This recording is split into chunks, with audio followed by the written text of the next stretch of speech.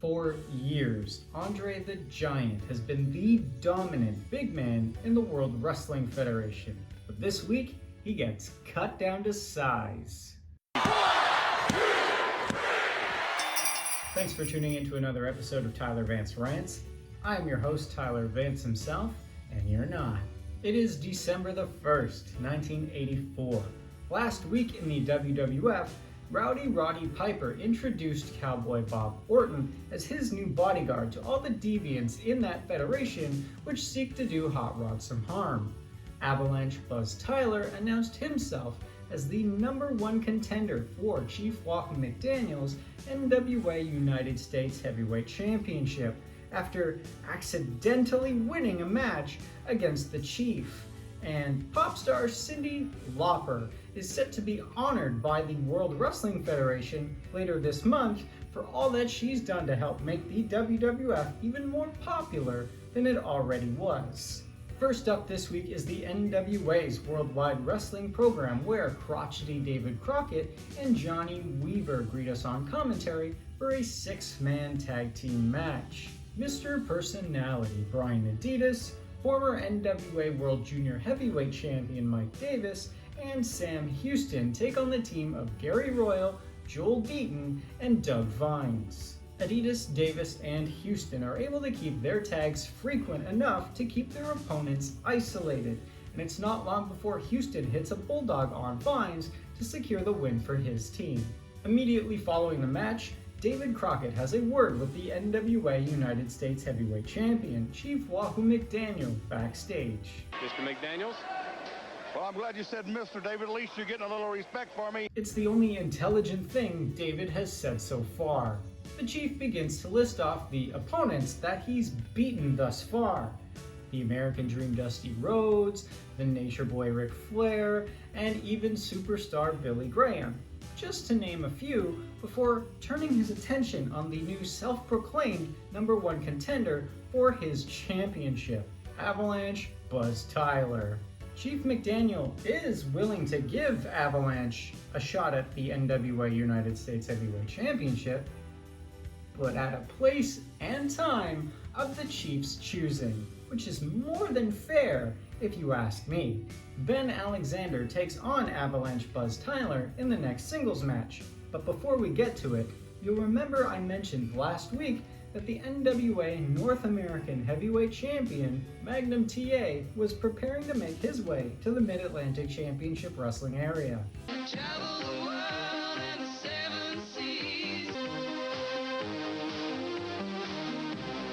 Are you excited? Of course you are.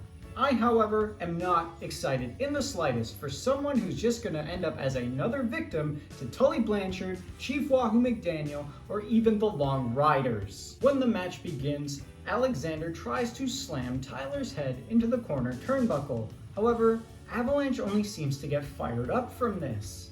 Ben then tries to lift Buzz up, however it's blocked, and so Tyler responds with a rising knee lift. Despite this, Ben Alexander is still able to Irish whip Buzz Tyler into the corner. However, as he charges his opponent, Avalanche Buzz Tyler reacts with a single fist, which leads right to Tyler's power slam and the 3 count. The NWA United States Heavyweight Champion, Chief Wahoo McDaniel, takes on Gene Ligon one-on-one next, in a demonstration of what's going to happen to Avalanche Buzz Tyler when they face off for the Chief's championship. Chief McDaniel starts the match off by hitting Ligon with a nasty backbreaker before latching a chinlock onto his opponent. An atomic drop follows before Chief Wahoo McDaniel hits a chop and an elbow onto Gene Ligon's head to get the win. Remember, Buzz Tyler, it's your funeral. Speak of the devil, Avalanche Buzz Tyler is crotchety David Crockett's next guest backstage, and Tyler states that when it comes to preparing for his match against the likes of Chief Wahoo McDaniel, you can't really prepare for it. Instead, you have to rely on guts and determination alone. What? You cannot prepare yourself to wrestle a man like this. You gotta have gut and desire. You're telling me that you're not going to watch any tapes, and you're not going to train against any similarly skilled and built opponents. You're simply going to go in there against the United States Heavyweight Champion of the entire National Wrestling Alliance and hope for the best with your desire and the animals in the crowd cheering you on alone? Crotchety David Crockett's next guests backstage are the Russian Bear and the Russian Nightmare, Ivan and Nikita Koloff. Ivan Koloff immediately addresses the Don Kernodle-shaped elephant in the room and states that despite the debilitating injuries that the Shame of the Carolinas has suffered to his neck, he's still foolish enough to threaten the Koloffs. It's the biggest mistake of his life, because someplace down the road, we're going to finish him off for good. Another interview follows, and this time David Crockett has a word with Dick Slater. Well, you can't sing the blues until you live them. And I lived them along with Steamboat. Cry me a river. Dick Slater states that even though his current nemesis, the Long Riders, are two tough hombres, the man that he'd really like to get his hands on is James J. Dillon. Come and get me if you got the guts. Now, listen, Dickie, I know that you like to put your hands on officials. However, managers are not active combatants within the squared circle. Keep your hands to yourself if you know what's good for you.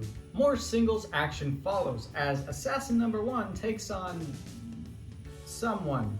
I literally don't know who this man is because unlike in the WWF where they have Howard Finkel announce the competitors before the match begins, and even biased Bob Caudle on Mid-Atlantic Championship Wrestling informing us of who's in the ring, crotchety David Crockett just drones on about how unfair it is that Paul Jones ran the Boogie Woogie Maniac Jimmy Valiant out of the Mid-Atlantic Championship Wrestling area after beating him at Starrcade 84 in the Tuxedo Street Fight. I even tried to look it up online, however there is no record of this man's name, so I'm just going to refer to him as the victim. Speaking of Paul Jones, he joins guest commentary to share some exciting news. After suffering a devastating loss to Chief Wahoo McDaniel at Starrcade 84, superstar Billy Graham has seen the error of his ways and has signed a contract to be Paul Jones's newest client and is heading his way to Mid-Atlantic Championship Wrestling, which is about to be Kung Fu fighting. Back to the action in the ring, Assassin number 1's fist is enough to put the victim down for a 3 count. Worldwide Interviews continues as crotchety David Crockett then has a word with the NWA World Tag Team Champions, the American Dream Dusty Rhodes, and the NWA Brass Knuckles Champion, the Raging Bull Manny Fernandez. Rhodes states that both he and Fernandez are finally ready to defend their NWA World Tag Team Championships, whether it's against the Koloffs, the Long Riders, or whoever else it may be. Top of the medal, too sweet to be sad that it. Long Rider, J.J. Dillon, J.J. Dillon. Isn't it nice to be best friends with the Crockett's, who can magically put on hold the NWA World Tag Team Championship defenses that you're contractually obligated to have every 30 days, while you, Rhodes, go on to personally fail in your quest to obtain the NWA World Heavyweight Championship? Pathetic. The Raging Loser then goes on to shout about rock and roll and taking care of business without really saying anything of substance. Because we all live in rock and roll, and you can see it, Daddy. So it's going to get down to boogie, and you're going to see the Dream and the Bull taking care of business. Before we get to the main event of Worldwide Wrestling, which is a tag team match between Ivan and Nikita Koloff taking on Lee Ramsey and Dave Diamond. The Koloffs absolutely decimate their opponents, taking their time and toying with them before the Russian Bear has had enough and secures the win for his team with a simple clothesline.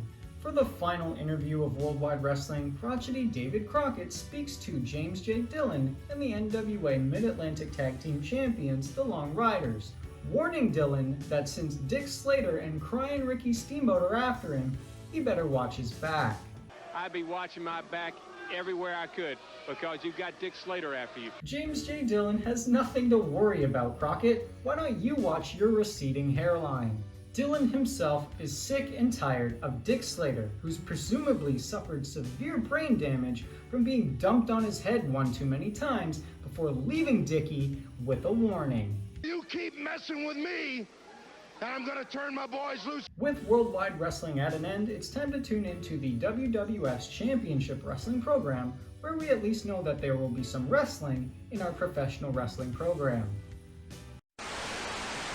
Vince McMahon and the living legend Bruno Sammartino greet us on commentary for the first match, which pits Sammartino's son David against Gino Carabello. David Sammartino hits Gino Carabello with an arm drag takedown as soon as the bell rings, which results in Carabello throwing a temper tantrum. Sammartino simply lifts the baby high up for a military press and immediately follows it up with a back suplex and a power slam to come away with the win. Next up is an interview? Oh no, and it's with David freaking Wolff? No, this is... Okay, I'm cool. I'm calm. What does the sheep in Wolff's clothing have to say? Well, he's here on behalf of his girlfriend Cyndi Lauper, and what she sees in him I honestly have no idea, and states that the pop star is absolutely honored that she'll be recognized by the WWF later this month. In return for the recognition, Cyndi Lauper is going to gift the WWF with one of her specially signed triple platinum albums. Great, whatever. Get David Wolff off of my TV. We traded David Wolff in for Lord Awful Alfred Hayes and the WWF Update, where at least the focus is on someone noteworthy this week, Nikolai Volkov. The Lord explains that while Volkov is... This man is unstoppable with his devastating power. He then goes on to make fun of the Russian singing skills, saying they're nowhere near as good as his wrestling ability. This time, we can count ourselves rather fortunate that we didn't have to listen to this. I'd like to see you do better, pal. Actually, wait, no, I take that back. I'd rather listen to 10 hours of nails on a chalkboard than Lord Awful Alfred Hayes attempt to sing anything. Mario Mancini takes on Mr. Wonderful Paul Orndorff, who's accompanied by his manager Bobby the Brain Heenan, one-on-one next. A nasty knee lift as Orndorff comes off of the ropes sends the not-so-Super Mario spiraling before Mancini is tossed outside of the ring. Once back inside the squared circle, Mr. Wonderful nearly decapitates his opponent with a clothesline before going for a pin. However, Mr. Wonderful Paul Orndorff then decides that no, he's going to inflict more punishment and instead dishes out a tombstone pile driver before finally getting the 1-2-3. More singles action is next as Blackjack Mulligan takes on Rusty Humpty Dumpty Brooks, who's sent down like all of the King's men after a boot to his planet-sized gut. Surprisingly, Rusty Brooks is able to get back onto his chicken legs by his own will alone, and even attempts to fight back by charging Blackjack Mulligan in the corner, who simply sidesteps his opponent before coming away with the win following a reverse elbow. That's like covering Mount Vesuvius there. That's a big boy, that Rusty Brooks. Jose Luis Rivera and Brutus Beefcake, who's accompanied by his manager Luscious Johnny Valiant, go head-to-head next. Each man jockeys for position once the match is officially underway, before Beefcake is able to employ a back suplex on Rivera. Seconds later, Brutus Beefcake comes away with the win following a knee. Immediately following the match, Piper's Pit takes place, but Rowdy Roddy Piper's scheduled guest, Mr. USA Tony Atlas, is still hurting from the attack that he suffered on Tuesday Night Titans by Mr. Wonderful Paul Orndorff that he's actually late. Well, you did! Atlas, sit down. Sit down. Orndorff wouldn't have been late if the roles were reversed, I'll tell you that much. Piper wants to know about the diet, which leads to the tremendous physique that Tony Atlas has, and so he asks him about it. You eat all that soul food stuff? I sure do eat soul food. What you laughing at children for? You eat pig's feet? I sure do eat pig feet. You ain't never had none. You trying to be funny or something? Trying to be funny. Wait. Which one of y'all wear the skirt when you're at home alone? Honestly, who hasn't made a skirt joke at Rowdy Roddy Piper's expense? Either get some original material or just shut the hell up. Dave Barbie and Tito Santana go one-on-one following Piper's Pit, and Barbie misses a clothesline as Santana comes off of the ropes, who instead uses his own momentum to hit Barbie. Moments later, the former WWF Intercontinental Champion puts Dave Barbie down for good following a proper flying forearm. Oh, I hate the cold. Anyone that likes it is crazy. So it's good news to me that we're once again whisked off to the paradise of Hawaii to check in with Don Muraco, who's been training hard for his return to the WWF alongside his manager, Mr. Fuji. The most beautiful ball in the world. This is where the Magnificent One lives. This isn't for comic book hooks. This isn't for moron retarded super flies. I've been training, waiting for the WWF, coming back to you. If I close my eyes, I can almost imagine the warmth of the sun on my skin rather than this cold hellscape that I have to share with you people. At least Ken Patera and Big John Studd can warm my heart as they take on the team of Special Delivery Jones and Andre the Giant. Bobby the Brain Heenan accompanies both Patera and Studd down to the ring, and while Ken Patera may be the strongest man in the world, Andre the Giant is the eighth wonder of the world, and thus helps his partner Jones wear down the left arm of Patera as the match gets underway. Despite this, Ken Patera is still able to lift Special Delivery Jones up for a backbreaker before he and Big John Studd go on to demonstrate tremendous teamwork, keeping their tags frequent in an attempt to keep Jones separated from Andre. Jones musters all of the strength that he has left and hits a headbutt onto Patera, specially delivering him into the corner where Andre the Giant lies in wait. A scuffle ensues, which results in Special Delivery Jones being knocked outside of the ring and smashing his head on the guardrail, all while the eighth wonder of the world continues to go to work on Ken Patera, who manages to stay in the fight. Both Patera and Studd go on to double suplex Andre the Giant and then begin to take it to the eighth wonder of the world, all while the referee calls for their disqualification. But who cares? It's time to show everyone in the WWF who the real giants are. Andre is out. What? Oh, no. Oh, this is Studd and Patera rape the dignity of Andre the Giant. My goodness. This is one of the most despicable displays of conduct. Up until now, no one has proven any more of a threat to Andre the Giant than a gnat. But Big John Studd is not just anyone. And for weeks, no, months, Studd has been stating that he is the true giant of the World Wrestling Federation. And after tonight, I don't think there's anyone out there that can doubt that fact. Thanks for tuning in to another episode of Tyler Vance Rants. Don't forget to hit the bell, like the video, and subscribe so you can stand as a giant among your peers for quality content.